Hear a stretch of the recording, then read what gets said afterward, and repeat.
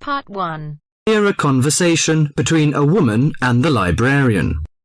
Now you have some time to look at questions 1 to 6.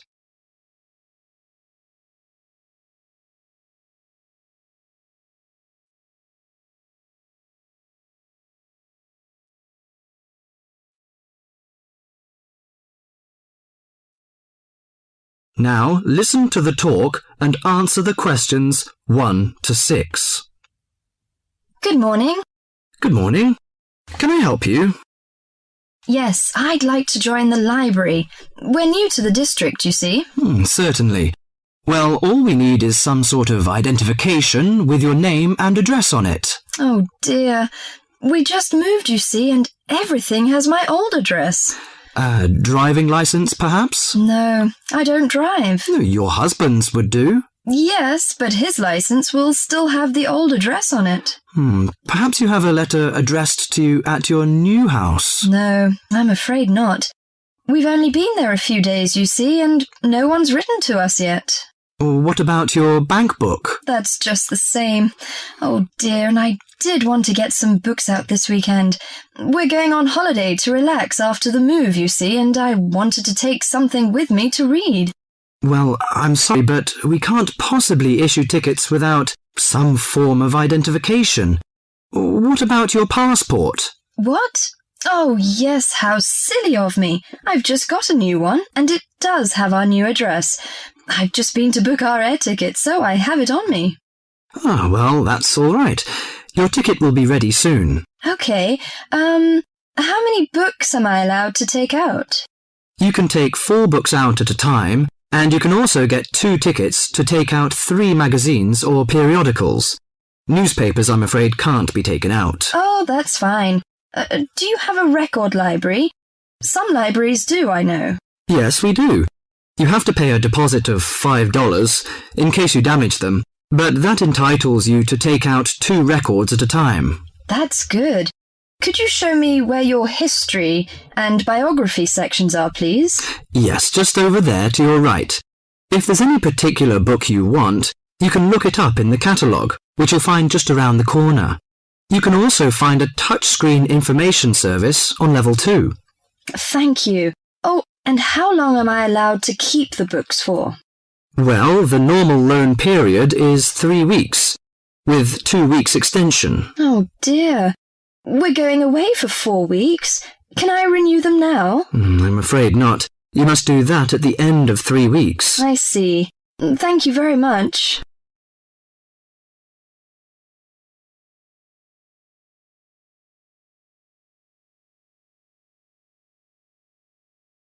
Before the talk continues, you have some time to look at questions 7 to 10.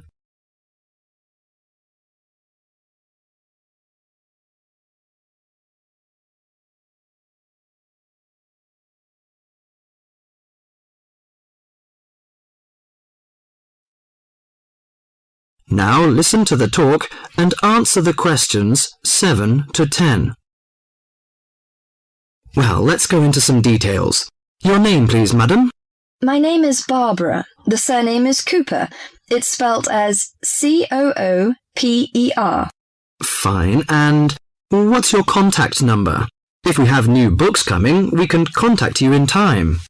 Good. You can call me on 723-6518, but it's better after 5 p.m.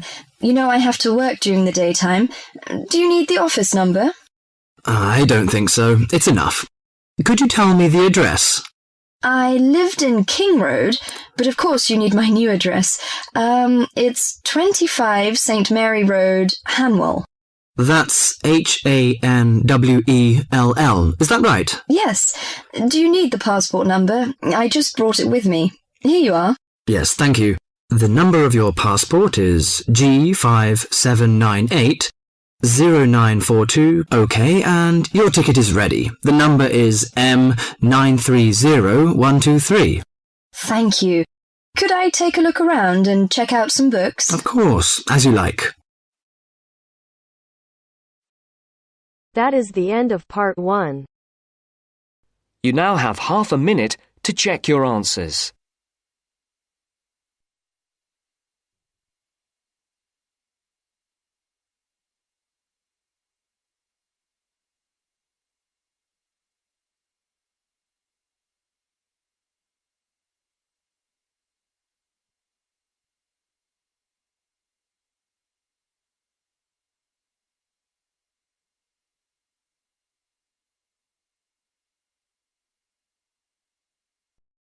Now turns to Part 2. Part 2. You will hear a university administrator telling a group of new students about the central campus buildings and the facilities they provide. First, you have some time to look at questions 11 to 16.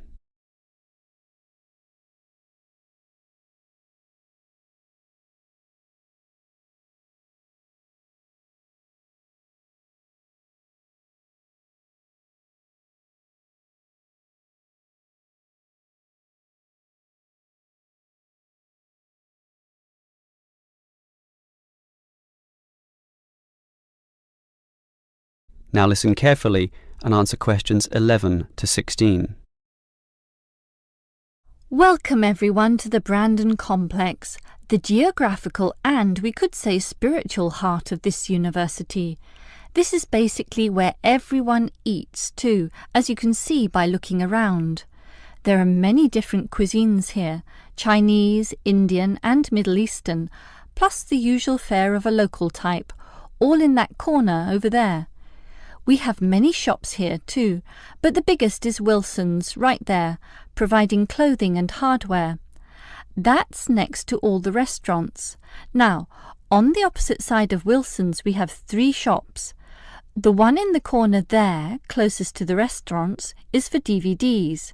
Yes, the DVDs are cheap and affordable, and you can also rent DVD players as well. Moving on. In the corner directly opposite Wilson's is the Student Union office.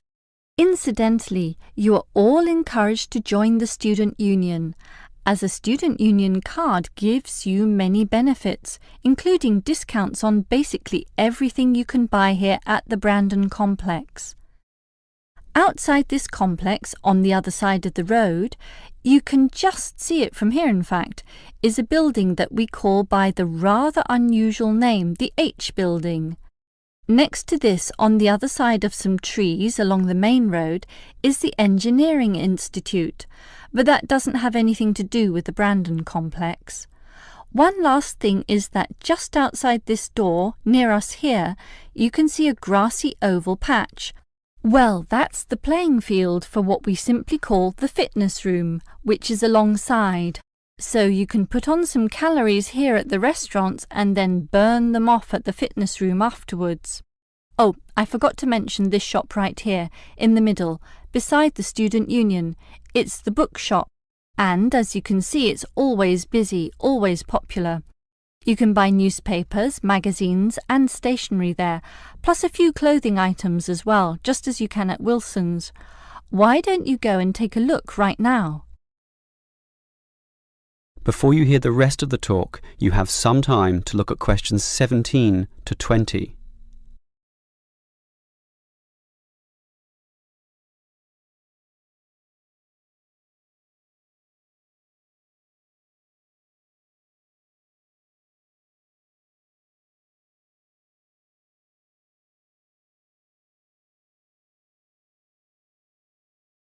Now listen and answer questions 17 to 20.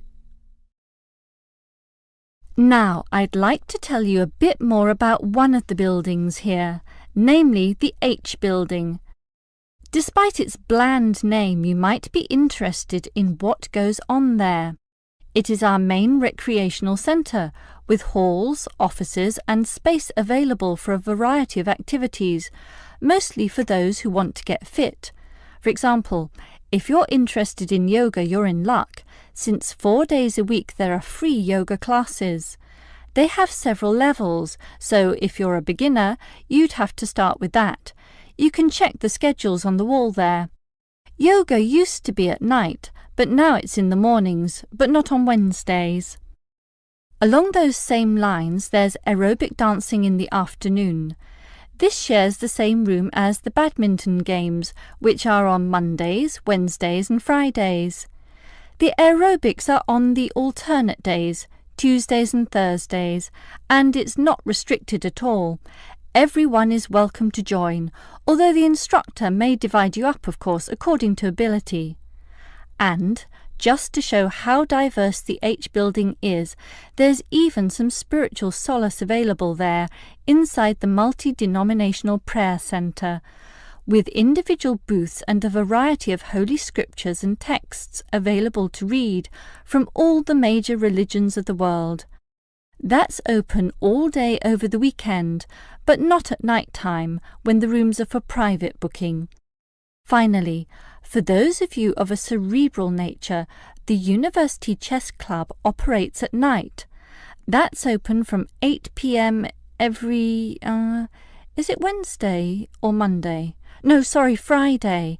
And I think it closes at about 11:30 p.m. So, there's something for everyone in the H building.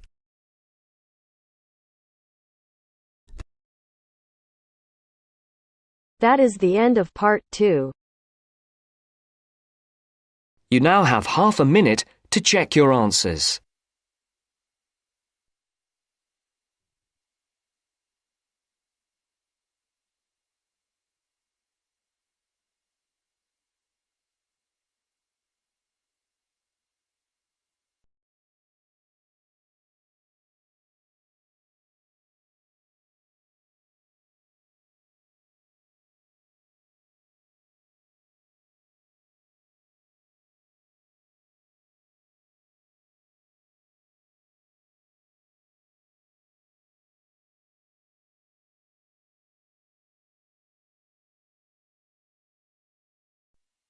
Now turns to part 3.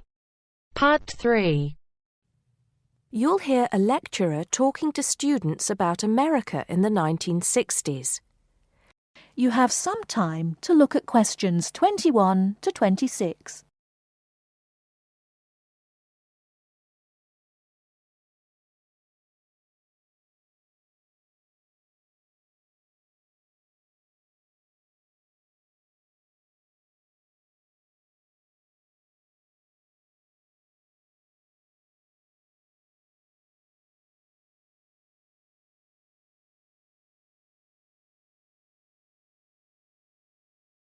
Now listen carefully and answer questions 21 to 26. We begin our examination of America in the 1960s with the usual caution. There is no sense in trying to understand any decade without looking at what came before. Those of you who still have outstanding coursework on the 1950s would do well to complete it now, if for no other reason than it will help make sense of the next series of lectures. But we must press on, and I'd like to begin my talk about the 60s with a reference to one of those things that came before, the post-war baby boom. With the end of the Second World War in 1945, there began in the USA an era of perceived prosperity and security. In short, people started to feel that the world was a much better and safer place to bring up children. So, at the start of the 60s, all those children born in the baby boom, 70 million in the US alone, were teenagers. As the 60s progressed, and as this large number of people approached adulthood, there was a noticeable shift in the balance of power, and young people began to have a voice in ways that were not considered possible in the more conservative atmosphere of the preceding decade. Things were moving forward at a rapid pace. The literature of the time brought out all the taboos. Everything was covered, such as race in, for example, the book To Kill a Mockingbird. The role of women changed, and equality for women, well, let's just say that once certain books were published, women were no longer going to be satisfied with their roles as devoted wives and mothers. Through literature alone, the whole fabric of society was challenged, and by the end of the 60s, things would never again be as they had pretty much been for the preceding 40 years. It was a decade of protest, civil rights protests, feminism, the rights of minorities, the Vietnam War. All these causes led to peaceful and not so peaceful protests on college campuses and elsewhere. People had been given freedom of speech and they were going to use it. The crime rate rose to 9 times what it was in the 50s, as respect for the old order faded away. But it was also a time of great development. In medicine, the 60s saw the first heart transplant. In technology and the space race, where we saw the first American in orbit and lasers being invented at the start of the decade, and the first man on the moon, and the first primitive internet at the end. Before you hear the rest of the talk, you have some time to look at questions 27 to 30.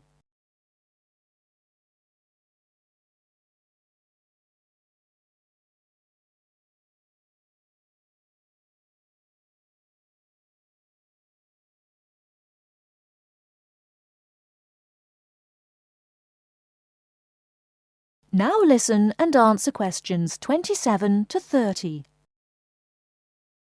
None of this, good or bad, might have happened if things in 1962 had gone slightly differently. On October 16th, President John F. Kennedy met with his closest advisors at the White House. They had obtained photographic evidence showing that Cuba was building or installing nuclear weapons. It was widely believed that Cuba was preparing to fire these weapons at cities in the USA.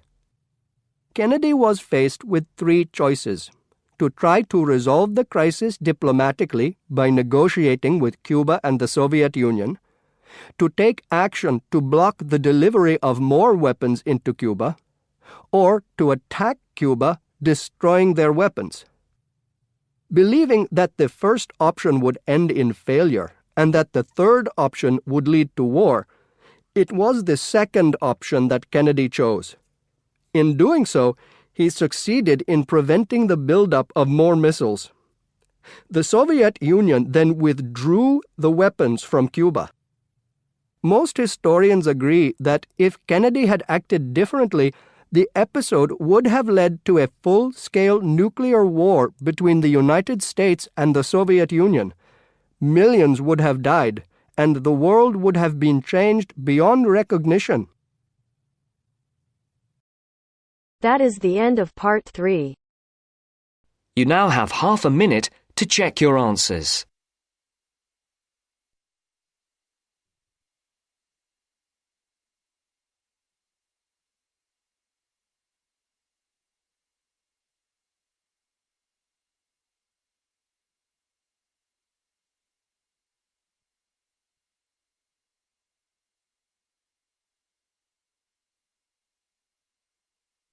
Part 4.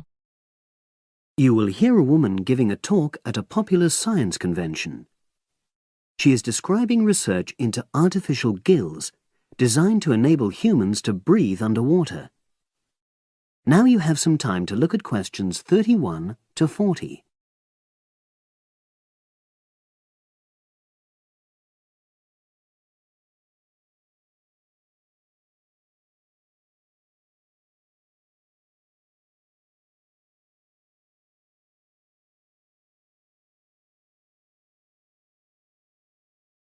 Now listen and answer questions 31 to 40. In my talk today, I'll be exploring the idea of artificial gills. I'll start by introducing the concept, giving some background and so forth, and then I'll go on to explain the technological applications, including a short, very simple experiment I conducted. Starting with the background. As everyone knows, all living creatures need oxygen to live. Mammals take in oxygen from the atmosphere by using their lungs, and fishes take oxygen from water by means of their gills, which of course in most fishes are located either side of their head.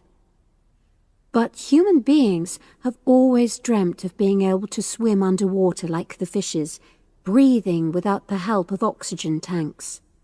I don't know whether any of you have done any scuba diving, but it's a real pain having to use all that equipment. You need special training, and it's generally agreed that tanks are too heavy and big to enable most people to move and work comfortably underwater. So scientists are trying a different tack. Rather than humans carrying an oxygen supply as they go underwater, wouldn't it be possible to extract oxygen in situ, that is, directly from the water while swimming? In the 1960s, the famous underwater explorer Jacques Cousteau, for example, predicted that one day surgery could be used to equip humans with gills. He believed our lungs could be bypassed and we would learn to live underwater just as naturally as we live on land. But of course, most of us would prefer not to go to such extremes.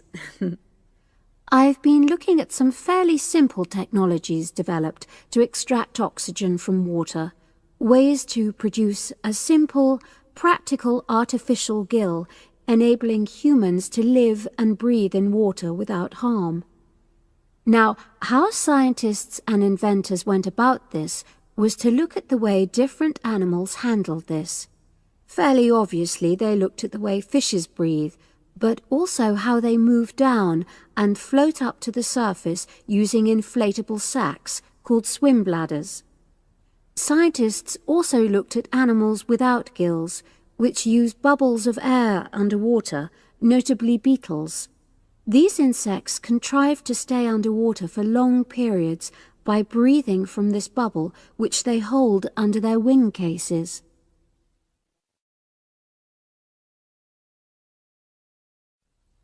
By looking at these animal adaptations, inventors began to come up with their own artificial gills. Now, making a crude gill is actually rather easy, more straightforward. You take a watertight box, which is made of a material which is permeable to gas, that is, it allows it to pass through inwards and outwards. You then fill this with air, fix it to the diver's face, and go down underwater. But a crucial factor is that the diver has to keep the water moving so that water high in oxygen is always in contact with the gill, so he can't really stay still. And to maximize this contact, it's necessary for your gill to have a big surface area. Different gill designers have addressed this problem in different ways, but many choose to use a network or lattice arrangement of tiny tubes as part of their artificial gills. Then the diver is able to breathe in and out. Oxygen from the water passes through the outer walls of the gill, and carbon dioxide is expelled. In a nutshell, that's how the artificial gill works. So, having read about these simple gill mechanisms, I decided to create my own. I followed the procedure I've just described, and it worked pretty well when I tried it out in the swimming pool. I lasted underwater for nearly 40 minutes. However, I've read about other people breathing through their gill for several hours. So the basic idea works well, but the real limitation is that these simple gills don't work as the diver descends to any great depth, because the pressure builds and a whole different set of problems are caused by that. Research is being done into how these problems might be overcome, but that's another story, which has to be a subject of another talk. Despite this serious limitation, many people have high hopes for the artificial gill, and they think it might have applications beyond simply enabling an individual to stay underwater for a length of time. For example, the same technology might be used to provide oxygen for submarines, enabling them to stay submerged for months on end without resorting to potentially dangerous technologies such as nuclear power. Another idea is to use oxygen derived from the water as energy for fuel cells. These could power machinery underwater, such as robotic devices. So, in my view, this is an area of technology with great potential. Now, if anyone has any questions, I'd be happy to answer. Yes, lady at the